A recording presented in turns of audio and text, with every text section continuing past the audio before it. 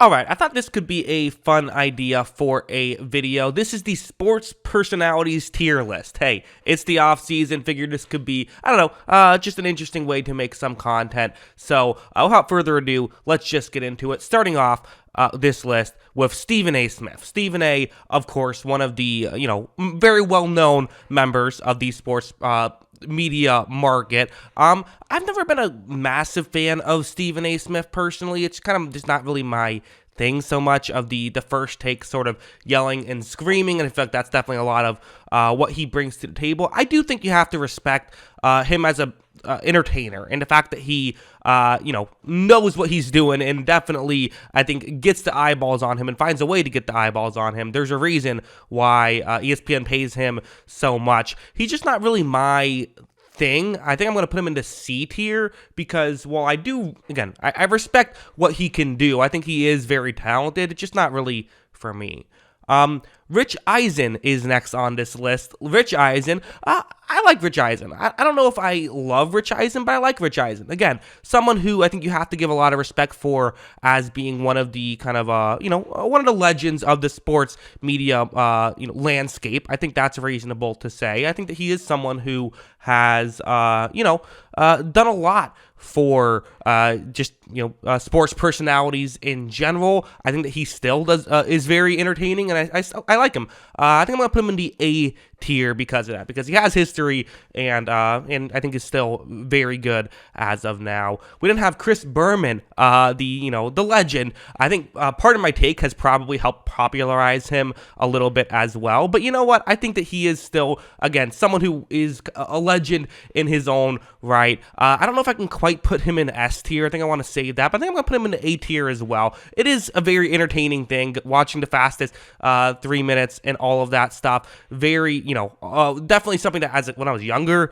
what I was more into, but it's still kind of a nice little thing to watch every now and then. So, A tier for me seems about right. We then have the always controversial Dave Portnoy, founder of Barstool Sports.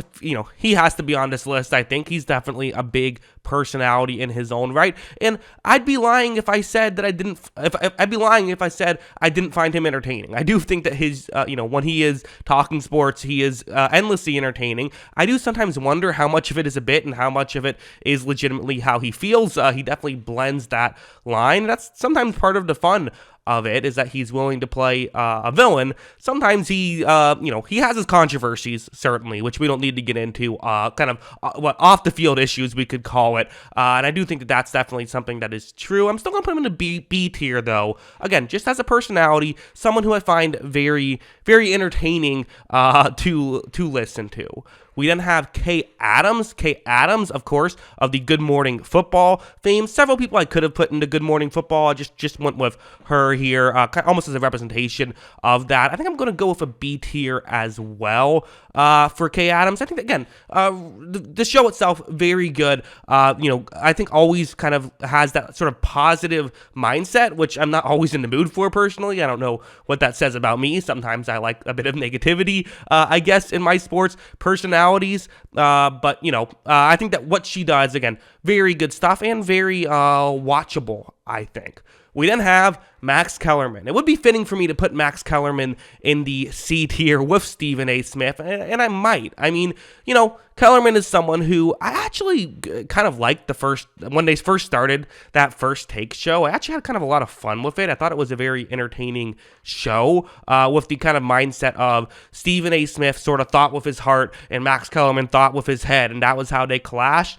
But then it really did morph into the First Take that we know it now, which is this kind of manufactured arguments and things of that nature that Kellerman was doing. I actually like Kellerman better as a personality when he's not on First Take. I think First Take kind of brought out the worst in him. I think I am going to put him in the B tier because I think that he actually can be very entertaining at times, but then there's other times that I'm just, not crazy about it, and I wonder if it's more of just like the studio interference that's going on at ESPN.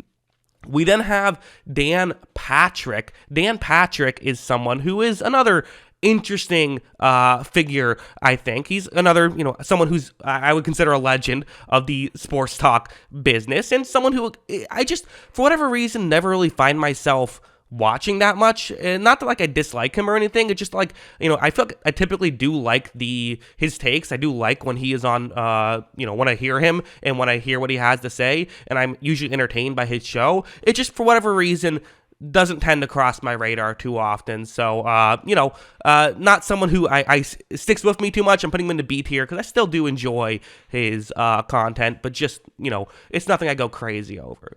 I had to put Jim Rome here. Jim Rome, definitely a legend in some ways. I think in a lot of ways, he started this kind of, anti-hero sports talk stuff, if you want to call it that. I don't know exactly what you do call it.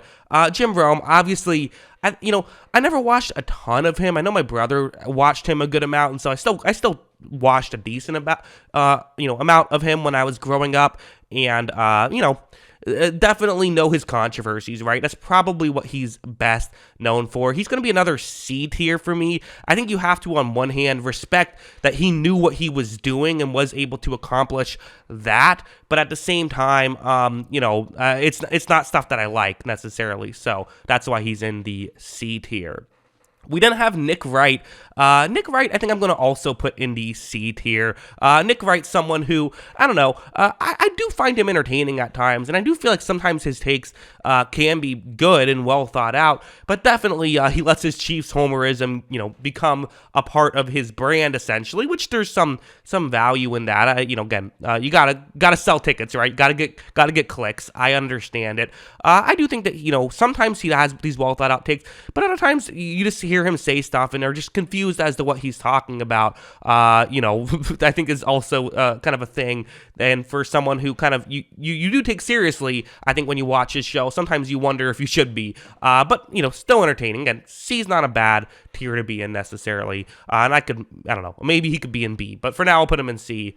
We then have Colin Cowherd, who, this might be a hot take. I don't know. I'm putting him into A tier. I think Colin Cowherd is incredibly entertaining. I think it's a fair criticism about his sometimes negative things that he'll have to say about people, and kind of definitely has his controversies as well. But the point of sports talk is to be entertaining, and in my opinion, he has successfully done that. He is, I think, very entertaining. So that's the goal. That's what you're supposed to do. He has, I like watching the clips of YouTube that they post on the show. I do. I tend to check it out. Not consistently. He's not number one on the list or anything for me, but is he on, is he someone who I do listen to every now and then? Yeah.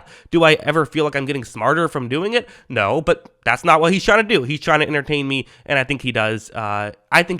Exactly that. Okay, next up on the list, Shannon Sharpe. Shannon Sharpe is next, and Shannon Sharpe, I think, is, again, we're talking entertainment value. I think he is incredibly entertaining. He also does know the game and will legitimately have some insight throughout the show. I don't know. I think, again, could he be argued in S tier? Are we finally going to get an S tier? Sure, I'll put Shannon Sharpe in the S tier. What else do you want out of a sports personality than Shannon Sharpe? Someone who has played the game, has a history, is willing to make the entertainment arguments of, be a LeBron homer, for example, but it always feels genuine. He's very funny. Obviously, the charisma goes without saying, and I don't know. I think he's a perfect sports personality, so I am going to put him in the S tier. And now we go to his co-host, Skip Bayless, who is another guy that we can talk about as, where do we put him? On one hand,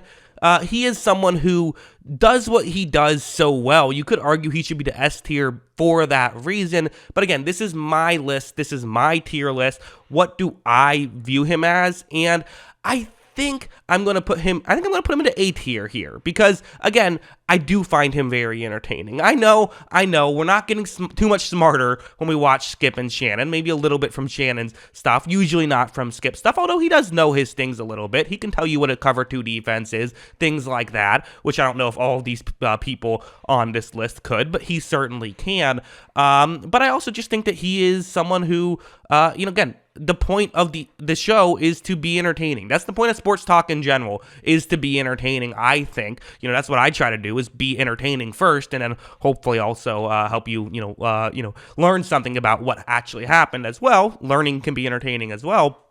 I think that Shannon and Skip are both incredibly entertaining. The reason why I can't put him in S tier is he has had some, some of the on-screen controversy, some of the things he said do kind of rub me the wrong way. I don't always love that, the personal attacks and stuff like that he has dished out. So that brings him down to A tier, in my opinion. We then have Pat McAfee. Pat McAfee, another guy who, listen, the show's very much what the show is, right? It is they read a tweet and then react to the tweet and tell jokes about it. That's what they do, and you know what? I have a good time with it. I'm gonna put him in the B tier for me. Again, he's not someone I watch a ton, but I do feel like I tend to enjoy it when it's on. Again, I don't know if they're ever giving takes that I really say, oh yeah, that's a good point. That usually doesn't happen, right? But that's not what the show's trying to do. It's just a silly, entertaining show, and I have a lot of fun with it. Finally, Brett Coleman. I want to make sure I got at least a couple YouTubers on here. It's 2 if you count McAfee. Coleman, to me, he's in the S tier, I think. He's done with really this whole YouTube thing in general. He's kind of the founder of the YouTube film study game. I'm not sure if he's the first, but he certainly popularized it. And I think that he still is the best to do it right now. I think that, that just sheer effort he puts into each one of his videos, getting them to such a high level. He's now started working with, NFL YouTube account I saw. I believe he's now working with an NFL team in general. So I'm sure he's going to, if he wants it, he's going to be, running a very popular show sometime because he could. He is that talented, in my opinion. He deserves to be in the S tier. So, yeah, that's my tier list. I had no one even dipped below C. Look at me. Very, very, very nice to all of these sports personalities. But, that's my tier list. That's what I have. What do you guys think? Where, what do you disagree with? Which person should I have put in a different tier? Let me know in the comments below. Always love hearing from you. And of course, as always, thanks for watching.